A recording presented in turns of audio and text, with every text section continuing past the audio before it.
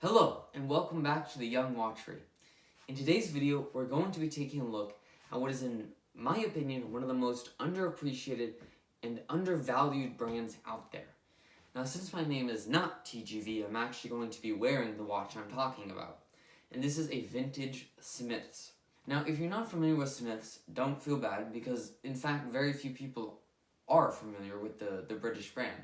So what we're going to do is I'm first going to talk a little bit about the history of this brand and just sort of go through it, why I think it's an interesting brand, and then we'll talk about this watch in specific. So Smiths was founded in 1851 by Samuel Smith, who was a skilled craftsman focusing mainly on clocks and instruments. They went on to add diamonds to the family business, and the son went on to diverge into the speedometer business, which at the time was all the rage among the royalty.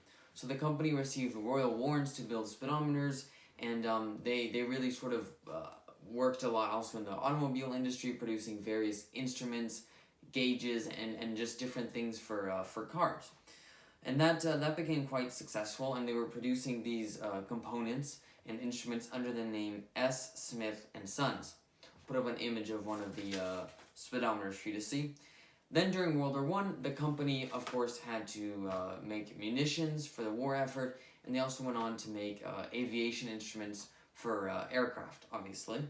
After World War II, wristwatch production took off, and at this point, they went with the name Smiths. I guess S. Smith and Sons was too long for the dial.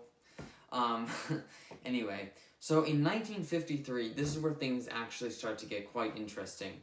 What happened is that Sir Edmund Hillary summited Mount Everest, and most people, if you ask them, most watch enthusiasts, I should say, will tell you that he was wearing a Rolex Explorer, or a very early model that would soon become the Rolex Explorer. But what most people don't know is that Sir Edmund Hillary also had with him a Smiths Deluxe watch. Now, quite interestingly enough, no one knows 100% for sure which watch he was wearing when he got to the summit. They know for a fact that he had both watches with him for the duration of the trip, but no one knows exactly which watch he had with him. He also had several other Smiths instruments, probably like altimeters or something like that. I'm not entirely sure. Anyway, after that journey, Smiths, like Rolex, went on to market that. They had Sir Edmund Hillary endorse the brand. They created the Everest line, just like Rolex created the Explorer line. The very Smiths watch that he wore is now in a museum, and the watch was given to the museum by Hillary himself. Anyway, due to changes in the market, the quartz crisis, production being outsourced, things like that, the company basically shut down the watch sector preceding the 1980s. But in fact, Smiths Group is still a conglomerate today, and they have, they basically focus on different sort of engineering, all kinds of different things actually. But the watch portion of the company closed down before the 1980s. So now let's take a look at the actual watch itself.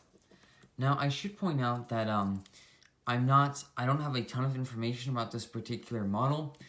As with many now defunct brands, it's very hard to get good, reliable information specifically about models that maybe were not produced in great numbers or were not very popular. So I don't know a lot about this watch or the movement, but I will take you guys through what I do know for sure.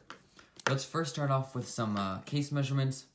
Yes, I'm aware these are quite awful calipers, but I do like the plastic to avoid scratching.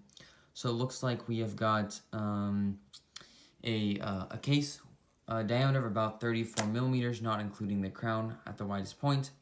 Now, this is sort of a cushion case shape, so it does wear a little bit larger for sure. Now let's look at the lug to lug. Sorry. Okay, there we go. Looks like we are talking 38.5-ish. 38.5 millimeters lug to lug.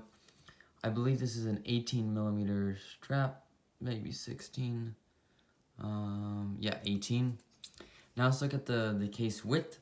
As you can tell, we've got this beautiful domed acrylic crystal, which is very in accord with many of the watches that were produced in this era. So obviously this is a manual movement, so the case itself is quite thin, but that crystal does make it quite a good bit thicker. Let's get a quick reading off that from the center. So we're talking about 8.5 millimeters, so very thin, and obviously with that domed crystal, this watch fits very well under the cuff. This is not the original strap, obviously, just some generic leather strap. I also want to briefly talk about the face, because that's also one of my favorite things about this watch. We've got the 2, 4, 6, 8, 10, 12 dial setup, which reminds me a lot of some German watchmaking, actually. But I do love these dials. They're not super common.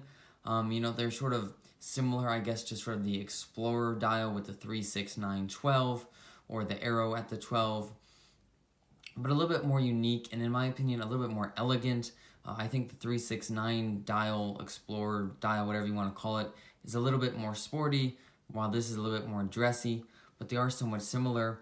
I love that red tip second hand. And again, you can see here on the dial that it says shockproof. I'm not entirely sure. Obviously, this is a vintage watch. I wouldn't want to put it through anything, but I'm not entirely sure how shockproof these were when they came out onto the market. The case is gold-plated, unfortunately, but, these were watches that were, obviously, they're very much by today's standard dress watches, but back in the day, they really were designed to be a little bit more sporty, so to speak. So having a steel case does kind of make sense. Just in trend with the durability, the shockproof, stuff like that. So it's not a big issue, and the gold plating is in quite good condition, no major issues. The case shape is actually probably my absolute favorite thing about this watch, and the different textures. I'm not sure if you can see that, but the bezel is smooth, while on the case itself we have these fine lines. I think it's very elegant and sophisticated. And the actual shape itself reminds me of a much more expensive watch, a Laurent Ferrier, I believe it's the Gallet model. I'll put up a photo so you guys can see the resemblance. Again, a considerably more expensive watch, but a watch I absolutely adore, so it's nice to have a similar case shape, I guess. Overall, this watch is extremely comfortable to wear, and that obviously just has a lot to do with the small size, the thinness. By today's standards, is this a smaller watch? Yes, of course, but I think it's still a very wearable size. I have quite small wrists, but I'll show you briefly how it looks. My wrists are about 6 inches circumference, so I think it looks great on my wrist, and I've had other people wear this watch with much larger wrists, and I think it looks very elegant. If Muhammad Ali can wear that tiny Cartier tank, I'll put up a photo so you guys can see what I'm talking about. I definitely think the average man can pull off wearing a watch like this. And again, because of the wide dial, because of the cushion case shape, and even the curved crystal, the domed crystal to a certain degree, I think this watch has a lot more presence than you would think just based off the size. I should point out also that this is not a hacking movement. It is manual wind, like I mentioned. Not hacking. What else? It's very hard to see. You probably won't be able to see it in the camera. It's absolutely tiny. But down here, it does say Great Britain. So I'm assuming this particular model was made in the UK. I do know that towards the later end of their reign or company watchmaking business, they did outsource some parts, so I'm not entirely sure. Guys, if you have any information on this model, please let me know. It's been extremely hard to find information, as like I said, with a lot of these defunct brands. But overall, I absolutely adore this watch regardless. I picked it up for a very decent price, and I know that a lot of these Smiths can be had quite affordably. Some of their more desirable watches, like their military pieces, the W10, those do get a little bit more expensive, the deluxe models.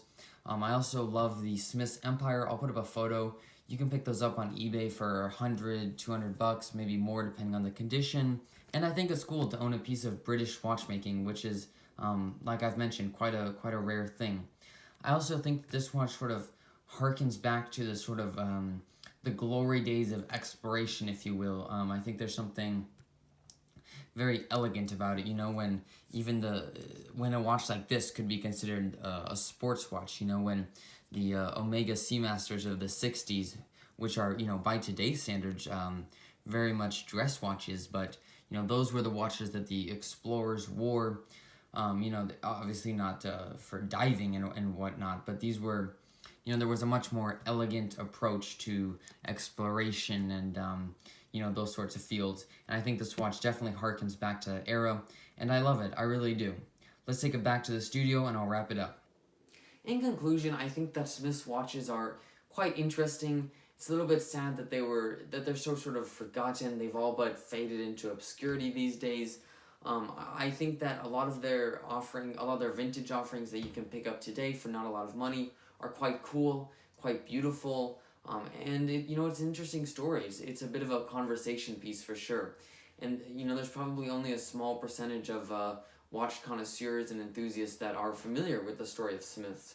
So you know, it's a little bit more under the radar than our Rolex Explorer, because of course, pretty much every watch enthusiast out there is going to know the story of Sir Edmund Hillary and the Rolex Explorer.